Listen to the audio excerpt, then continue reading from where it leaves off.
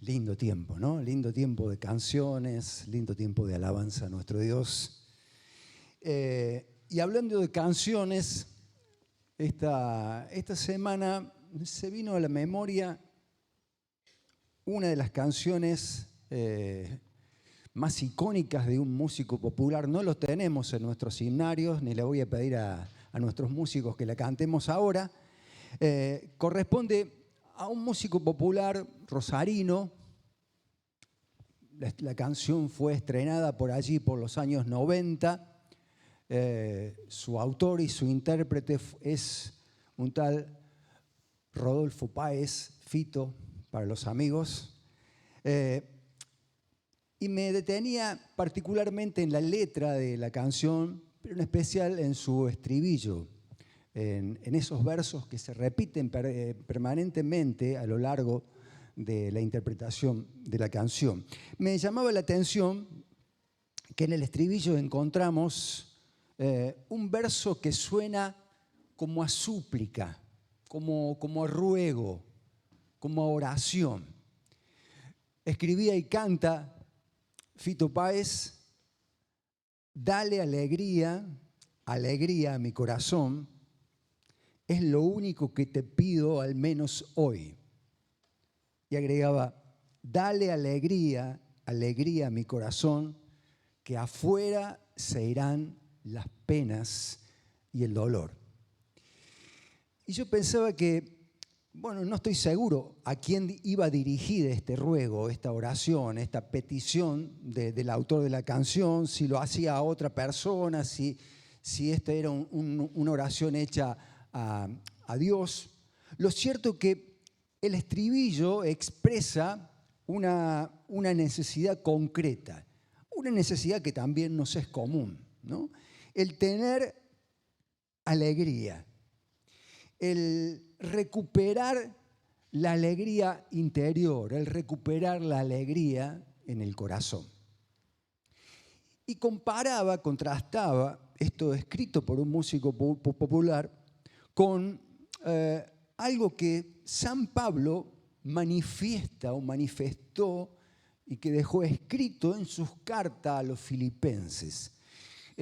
Pablo escribe la carta a los filipenses estando preso en una cárcel, en la profundidad de una cárcel romana, injustamente preso, pero desde allí escribe la carta a esta iglesia en Filipos, y en los 4 capítulos que integran la carta, 16 veces menciona y repite la palabra alegría, gozo o regocijo. Pero en el versículo que vamos a ver, la alegría y el gozo no lo menciona como un ruego, como una súplica, como una expresión de deseo, sino que lo va a mencionar como una exhortación, como un mandato. Aparece expresada en un verbo imperativo. Fíjense lo que dice Pablo en Filipenses 4:4. Alégrense siempre en el Señor. Insisto, dice Pablo, alégrense. En otra versión, una versión más actual, se traduce de esta manera: vivan con alegría su vida cristiana. Lo he dicho y lo repito, vivan con alegría su vida cristiana. Notemos que Pablo usa el adverbio siempre, ¿no? Lo cual nos habla de que la alegría debería ser una acción continua y no esporádica o circunstancial. Pablo no dice si pueden, cuando puedan, cuando las circunstancias lo propicien, sino siempre. Además, parece ser algo importante que deberíamos recordar, ¿no? Porque usa el término insisto, repito, lo cual nos da una idea de persistir, permanecer, mantenernos en esa condición. Me preguntaba cuando leía estos versículos, ¿será que podemos vivir nuestra vida y nuestra relación con Dios sin gozo?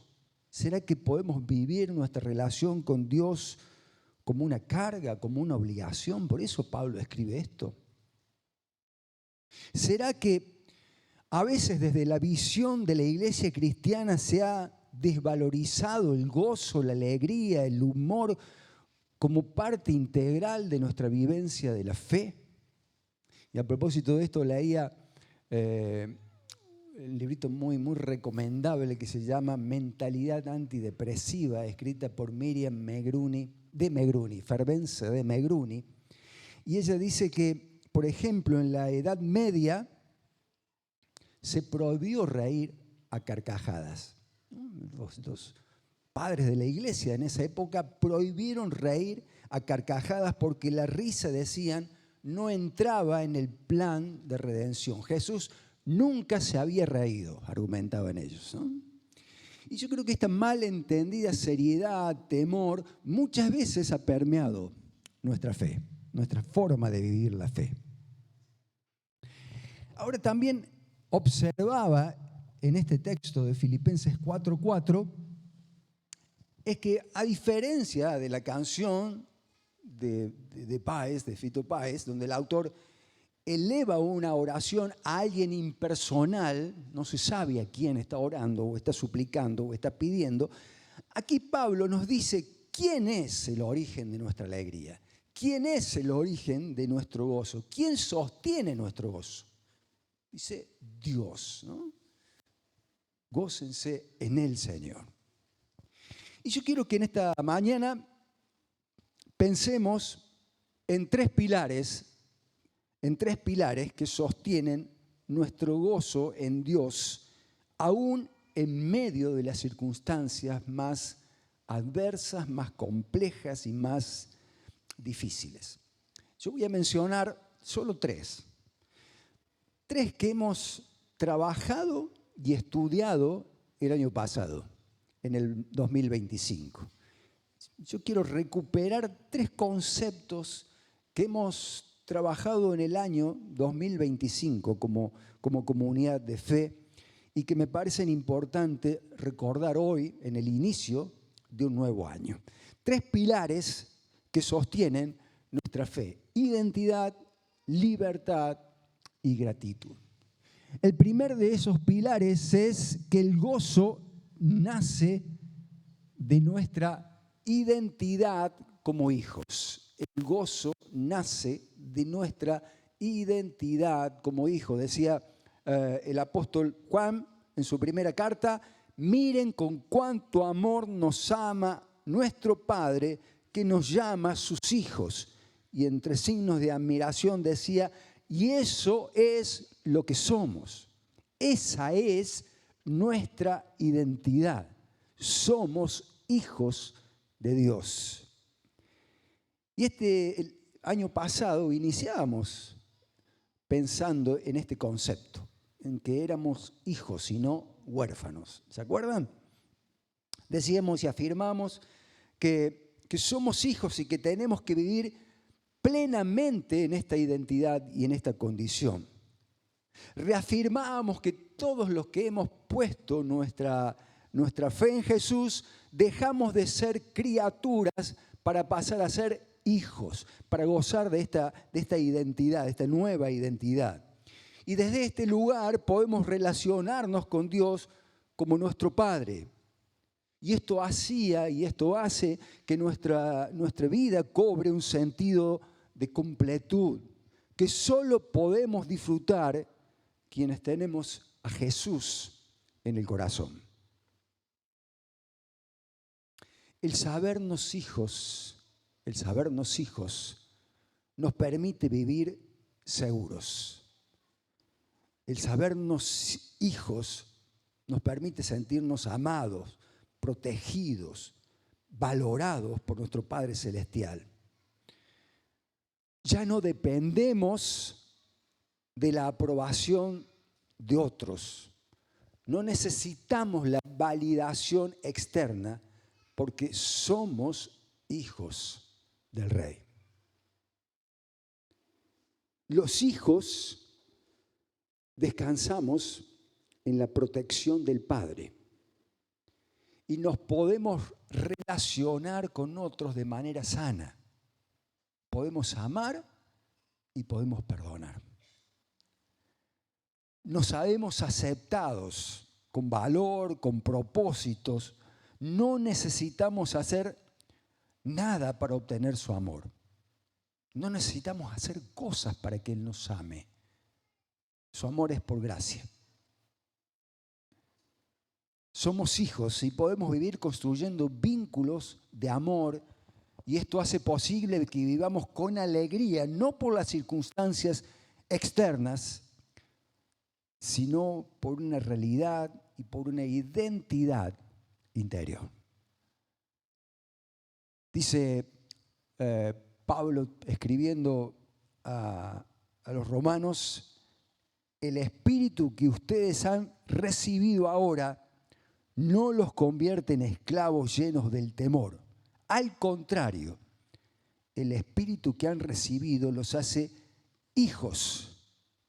Y por ese espíritu podemos gritar: querido Padre, ¿no? Querido Padre, Abba Padre. Un aspecto más que quería puntualizar en este primer aspecto del gozo nace de nuestra identidad como hijos, es que tengamos presentes que somos hijos de Dios, pero no somos Dios.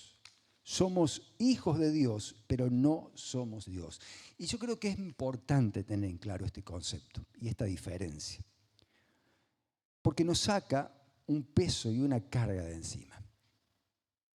Porque nos ayuda a entender que nosotros no podemos cambiar a nadie, que no podemos gustarle a todo el mundo, que no podemos hacernos cargo de todo, que nos ayuda a entender que frecuentemente nos vamos a equivocar y que no tenemos todas las respuestas, porque somos hijos de Dios, pero no somos Dios.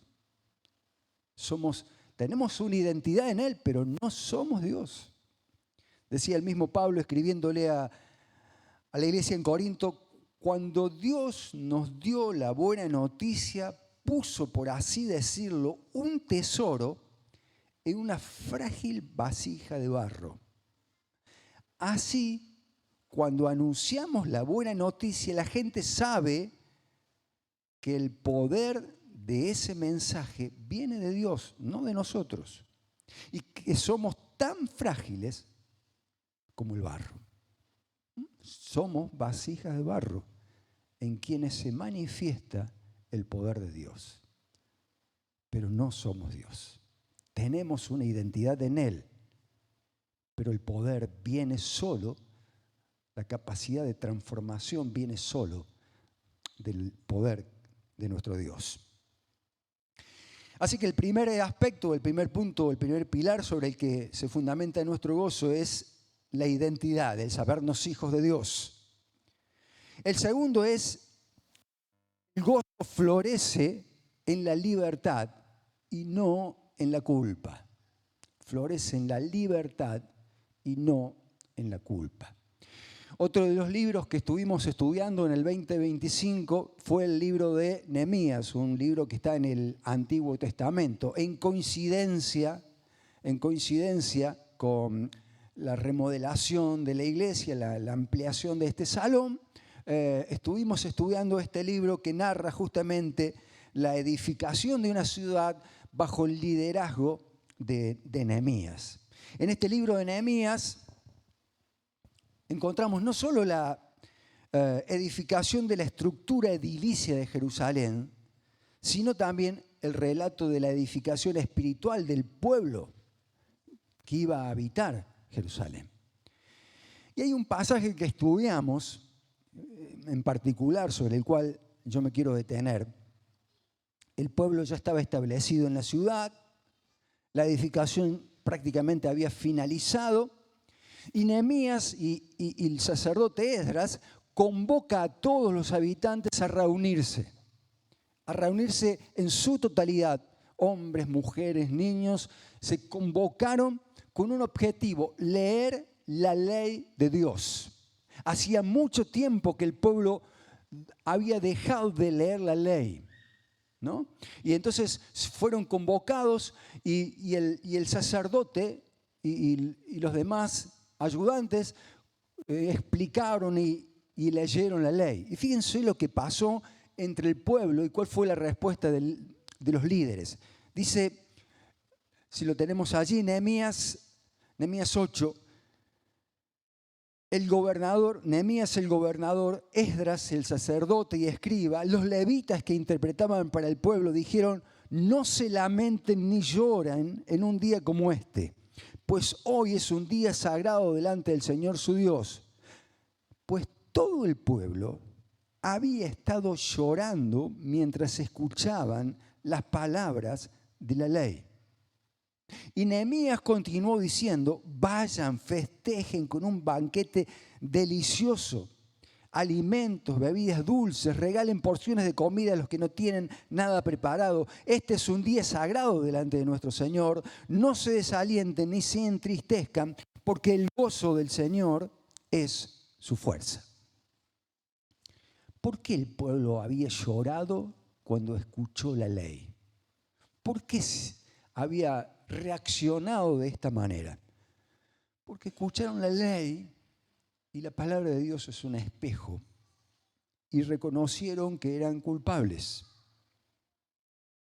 Y recordaron aquellos años en que habían vivido sin vitalidad espiritual y las consecuencias que eso había traído para sus vidas.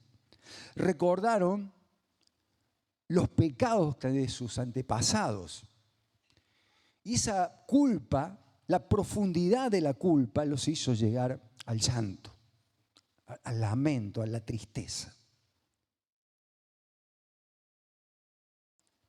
Reconocer mi culpa, confesar mi culpa ante Dios, rectificar mi conducta es correcto, es necesario.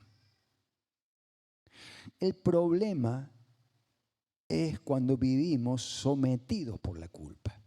Y por eso los líderes allí los alientan y les dicen, el gozo del Señor es la fortaleza, no es un tiempo para la amargura. El problema es cuando vivimos embarrados en la culpa.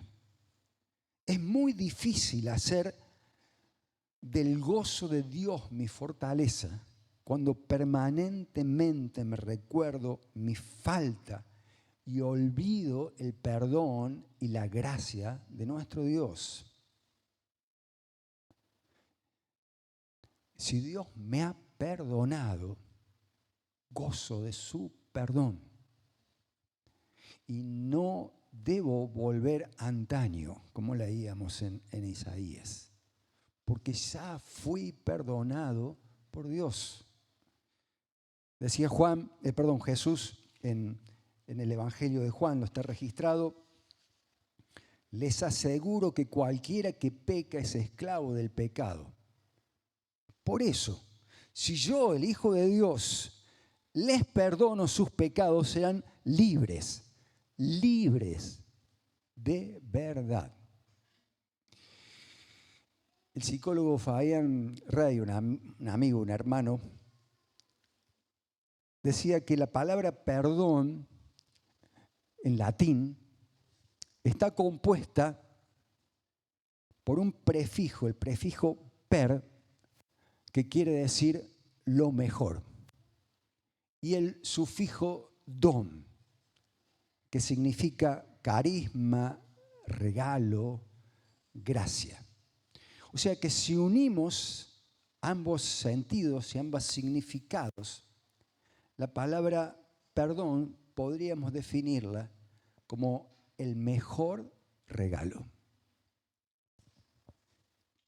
En Cristo Dios nos ha regalado su perdón, nos ha hecho libres de culpa. Por eso nosotros nos debemos hacer el mismo regalo para disfrutar, sostener el gozo del Señor, la alegría en Dios. La identidad de hijos sostiene nuestro gozo. La libertad en Dios sostiene nuestro gozo.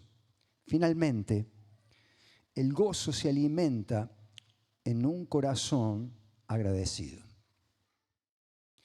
En el mismo libro de Nehemías, casi al final del libro, veíamos que el pueblo celebra.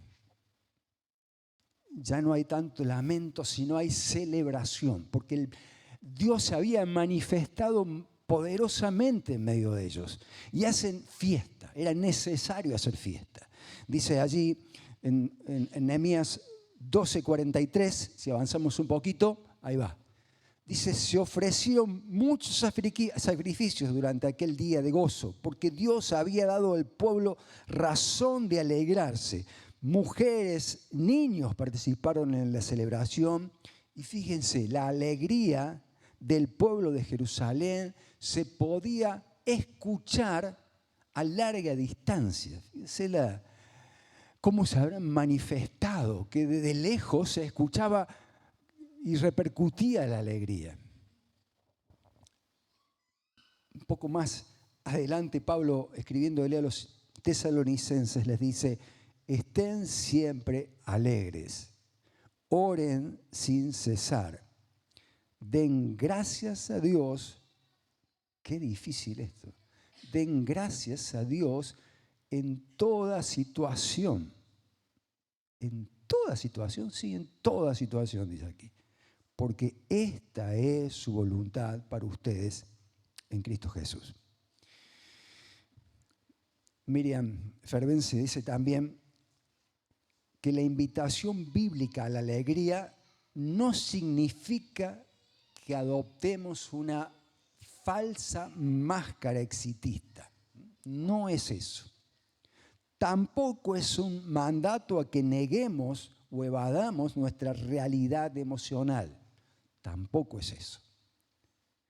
La invitación al agradecimiento y a la alegría es simplemente recuperar nuestra capacidad de asombro frente a lo que Dios nos ha dado, a hacernos un espacio para disfrutarlo, para agradecerlo y para celebrarlo como lo celebró el pueblo, para celebrarlo con pasión, con pasión.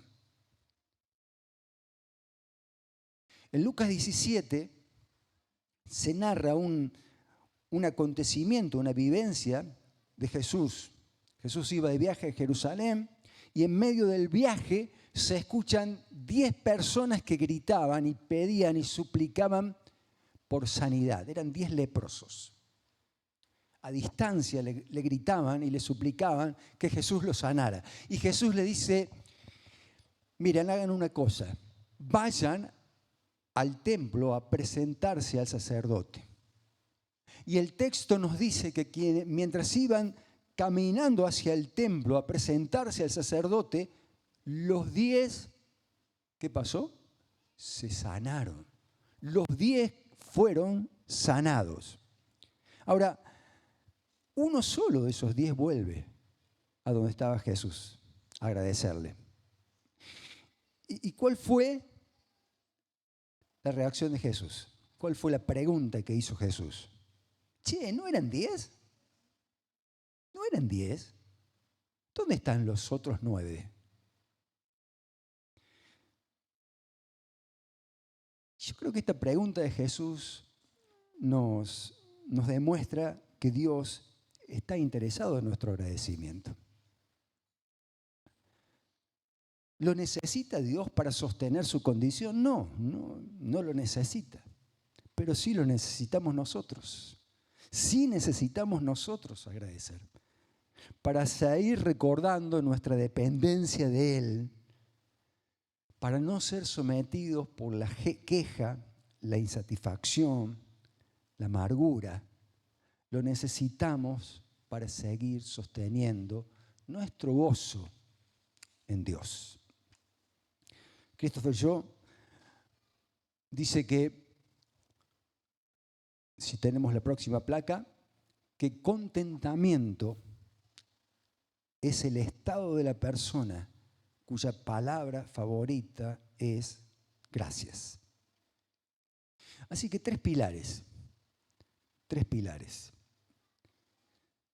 Identidad, libertad, agradecimiento. 3 pilares que nos ayudan a sostener nuestro gozo en Dios, a hacer que el gozo de Dios sea nuestra fortaleza. Se los voy a invitar a nuestros músicos que pasen por aquí, que se aproximen. Vamos a terminar este tiempo cantando.